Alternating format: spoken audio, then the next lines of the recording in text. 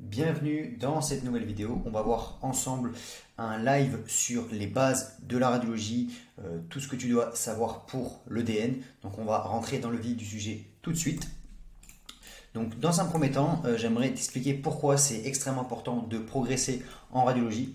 Tout simplement parce qu'avec les nouvelles modalités d'examen à l'EDN, donc tu verras qu'il va y avoir ce qu'on appelle des zones à pointer, c'est-à-dire des images comme celle-ci, dans lesquelles au lieu d'avoir des flèches avec un A qui va dire est-ce que c'est l'artère pulmonaire, etc., vous allez devoir directement sur l'image pointer les zones. Vous voyez comme ceci avec un cercle qui va représenter l'endroit où vous allez pouvoir pointer. Et donc ça, c'est des modalités de questions qui sont faciles, ça permet de faire des questions où il n'y a pas vraiment de débat, et donc pour les examinateurs c'est important. Donc avec les tablettes, avec le fait qu'il y ait ces nouvelles questions, moi je pense qu'il y aura de plus en plus de questions d'imagerie, donc c'est important à mon avis d'avoir au moins des bonnes bases pour pouvoir faire la différence le jour du concours. Donc ça c'est le premier élément. Le deuxième élément, c'est que l'imagerie c'est important dans toutes les modalités, dans toutes les matières, tout simplement parce que vous verrez que quand vous ferez des stages à l'hôpital, quasiment tous les patients ont un examen d'imagerie. Et donc, vu qu'il y a quasiment de l'imagerie dans toutes les pathologies, évidemment, les praticiens, les professeurs vont mettre dans les dossiers de temps en temps des examens d'imagerie. Même si c'est réservé aux radiologues d'analyser les images, de plus en plus, les praticiens s'entraînent à comprendre un petit peu le scanner. Donc c'est pour ça qu'à mon avis, ça reste indispensable de progresser en imagerie. Et également, vous verrez que la radiographie de thorax est extrêmement importante, que ce soit en pédiatrie, mais également aux urgences.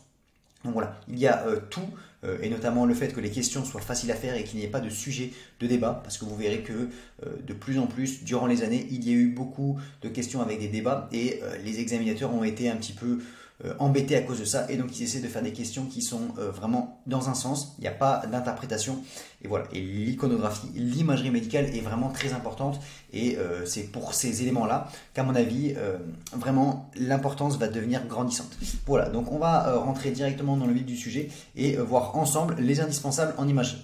Donc le premier élément à comprendre, c'est tout ce que vous devez vraiment savoir par cœur, et puis après ensuite on essaiera de comprendre et d'avancer dans ça. Donc vous devez bien évidemment connaître toutes les séquences en IRM cérébrale, vous devez savoir faire la différence entre signal qui est pour l'IRM, opacité, densité, etc., échogénicité. Donc ça c'est important de ne pas se faire piéger en QCM. Bien connaître l'anatomie du médiastin, c'est important parce que c'est là où il y a le plus de questions en termes d'anatomie. La sémiologie en radiographie thorax et également un petit peu en scanner thoracique. Connaître le diagnostic d'un AVC, le diagnostic d'une embolie pulmonaire, diverticulite, appendicite aiguë, cholécystite, colite néphrétique, pneumopathie franche lobaire aiguë, pneumothorax, épanchement pleural, etc. Saignement intracrânien et la sémiologie en imagerie. Voilà, donc j'aimerais vous faire une série de vidéos dans laquelle je vais vous faire des conférences sur toutes les matières. Voilà, matière par matière, on va aborder sur le plan du collège, on va avancer sur tous les items pour que vraiment vous puissiez progresser. Donc vous allez voir dans la suite des semaines qui vont arriver, vous aurez les vidéos qui seront présentes ou pas sur ma chaîne YouTube. Donc je vous invite à aller voir ça. Donc on va attaquer également avec un point qui est important, c'est comment travailler concrètement la radiologie. Donc moi ce que je peux vraiment vous conseiller, c'est de travailler en complément des cours. D'accord, vous pouvez travailler de temps en temps si vous voulez un petit peu l'anatomie, et vous verrez que dans la partie du début du collège, à chaque début de matière, vous avez une dizaine de pages de planches d'anatomie à connaître. Donc moi je peux vraiment vous conseiller d'essayer de la travailler 1 heure de temps en temps, 1 heure par semaine, ça peut être bien. Voilà, par exemple le samedi matin, le dimanche matin, des choses comme ça, mais faites-vous une heure sur la matière que vous travaillez. Prenez le collège de radiologie que vous pouvez trouver soit en ligne, soit directement à la bibliothèque, et je vous invite un petit peu à travailler cette anatomie parce que vous aurez des questions dessus. Donc ça c'est la première étape. Deuxième étape, moi je vous conseille de faire des captures d'écran. Donc là je vous ai mis les commandes, mais si vous êtes sur Mac, par exemple, vous faites commande Shift 4 et vous pouvez prendre des captures d'écran et les coller directement dans vos cours, sur si vous avez des fiches. Donc je vous encourage à faire ça parce que ça va vous permettre de vous mettre des images en tête et de ne pas être surpris le jour du concours. Ok ? Et ensuite, ma troisième astuce, c'est d'aller sur le site qui est Radiopédia. Donc ce que je vous encourage, c'est à aller directement sur votre ordinateur et de marquer par exemple pneumopathie, et vous marquez Radiopédia directement. Donc vous écrivez le nom de la pathologie plus Radiopédia et ça va directement vous arriver ici. Et vous allez voir que le premier lien, donc ça en fait ça traduit le mot pneumopathie. Si vous mettiez par exemple cirrhose, ça marche aussi. Vous mettez Cyrose par exemple, Cyrose Radiopédia, et là vous allez directement sur le premier lien et vous verrez que vous allez avoir un site qui est extrêmement bien fait, dans lequel vous avez beaucoup d'imagerie et sur lequel vous avez, donc vous voyez, et on veut Cyrose. On a donc ici à gauche, vous avez un rappel un peu de l'épidémiologie, de la présentation clinique, des pathologies, etc. Vous avez plein d'éléments. Et ensuite, vous allez avoir des coupes de scanner que vous allez pouvoir défiler. Donc ça, je trouve que c'est vraiment génial. Moi, je l'ai beaucoup utilisé. Vous avez des scanners injectés, non injectés, en coronal, en sagittal.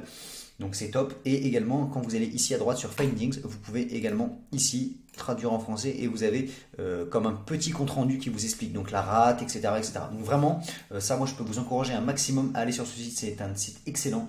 Vous mettez n'importe quelle pathologie et vous allez pouvoir avoir plein d'images en tête et vraiment pour beaucoup de choses. Donc par exemple, fracture, burst, Radiopédia. Hop, vous mettez burst fracture, clac, et vous verrez que dans chaque pathologie, vous allez avoir plein d'images. Vraiment, vous voyez toutes les images que vous avez. Donc vraiment, je vous encourage un maximum à travailler là-dessus. C'est important d'avoir des images en tête en plus de celles qu'il y a sur le collège. Surtout si vous avez sur le collège des cours sur lesquels vous avez des images qui sont montrées, n'hésitez pas à aller voir en plus sur Radiopédia. Ça vous prend 5-10 minutes. Vous mettez quelques captures d'écran et vous verrez que vos efforts seront récompensés. Voilà un petit peu pour la base. Ensuite, on va rentrer dans le vif du sujet avec la visualisation des différentes séquences en IRM cérébral avec notamment le T1 qui est une séquence anatomique. On va le voir, le but c'est de bien faire la différence entre le T1 qui est anatomique et le T2 qui est anti-anatomique avec notamment, regardez le LCR, d'accord, hop, LCR, donc on va regarder ça. Ensuite, le flair, ok, c'est comme un T2 mais avec un LCR qui est noir. Le T2 étoile qui lui ressemble à un T2 mais un petit peu grisé, d'accord. Ensuite, on va bien voir comment on repère un T1 injecté. Ensuite, on va repérer la séquence de diffusion, le TOF et le TSAO, ok. Donc ça, c'est important pour la sémiologie parce qu'on va vous demander fréquemment de reconnaître les différentes séquences en IRM cérébral. Donc je vous encourage vraiment à être béton là-dessus. Donc ce qu'on va faire, c'est qu'on va regarder ensemble des imageries justement pour retrouver les différentes séquences en IRM cérébral. Donc ce qui va se passer, c'est que hop, on va se mettre là et moi je vais vous mettre directement à partir de mon écran des images et vous allez essayer de retrouver et on va essayer de retrouver ensemble justement les différentes séquences. Ok, donc on va commencer avec celle-ci. Tac. Hop. Voilà. Donc la première séquence à bien connaître, c'est le T1. Donc comment on reconnaît un T1? On dit que c'est une séquence anatomique tout simplement parce que la substance grise qui va être autour est bien grise et la substance blanche qui est à l'intérieur est bien blanche. Donc ça, c'est le T1. Donc comme on le voit, vous voyez que ici le ruban cortical, tac, le ruban cortical, hop, il est ici, il est bien gris. Et à l'intérieur, la substance blanche, elle est bien blanche. Donc on a bien une séquence qui est anatomique. D'accord. Et la deuxième chose à bien confirmer, c'est le fait que le LCR soit bien noir. Ok, donc là on voit que le LCR il est bien noir, ici en coupe sagittale. D'accord, on voit que le LCR il est bien noir. Donc nous sommes bien sur une séquence qui est anatomique avec un LCR noir, c'était bien un T1. Ok. Si ensuite nous allons prendre une seconde séquence, tac, qui est ici, donc hop, voilà, donc là on se met ici. Vous voyez que la substance blanche à l'intérieur ici, hop, elle est plus blanche mais elle est grise et la substance grise ici en périphérie au niveau du cortex est blanche. Donc on est sur une séquence qui est anti-anatomique, d'accord. Et le fait que le LCR, lui, hop, on va se mettre ici le LCR, on voit que le LCR, tac,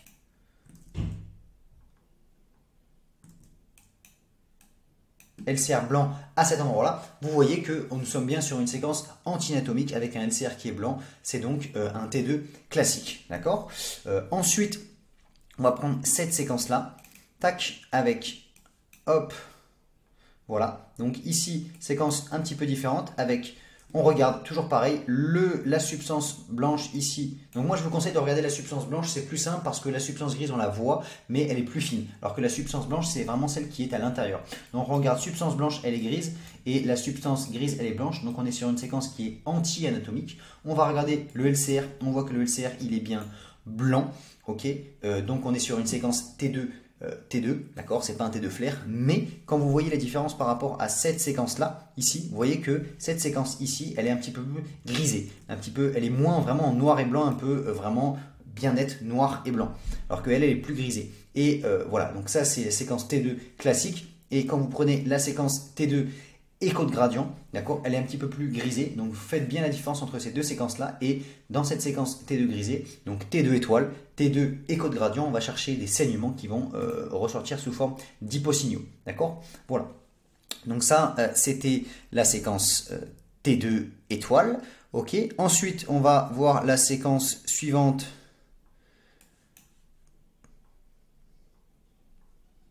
Il nous faut peu de mots pour exprimer l'essentiel. Ben oui, monsieur.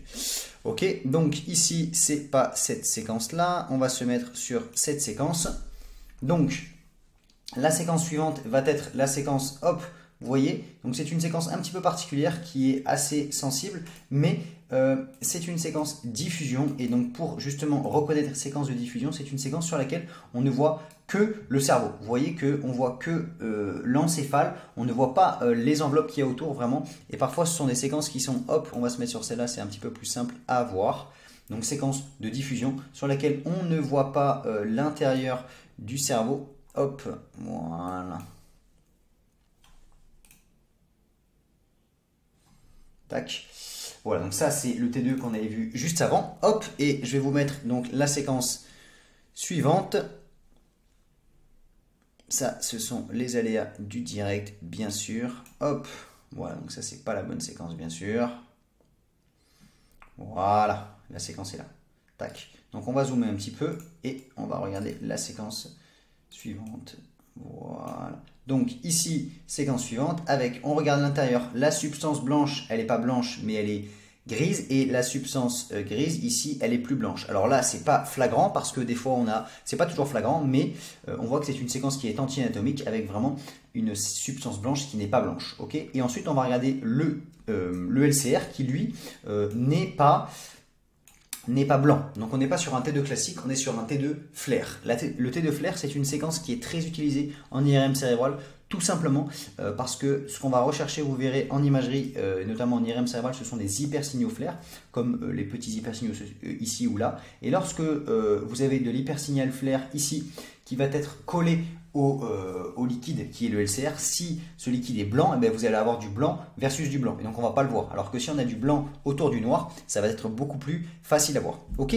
Donc vraiment séquence flair, bien la reconnaître. Vous verrez que c'est une séquence comme celle-ci qui est anti-anatomique avec le LCR qui est blanc. Donc c'est la méthode pour pouvoir le retrouver. Ensuite, la séquence que vous devez connaître, c'est la séquence TOF. Donc la séquence TOF, c'est une séquence qui permet d'analyser les vaisseaux sans injecter de produit. Donc là, vous voyez que sur cette séquence-là, hop, on voit bien, alors bien c'est un grand mot, mais on voit les vaisseaux ici du polygone de Willis, d'accord?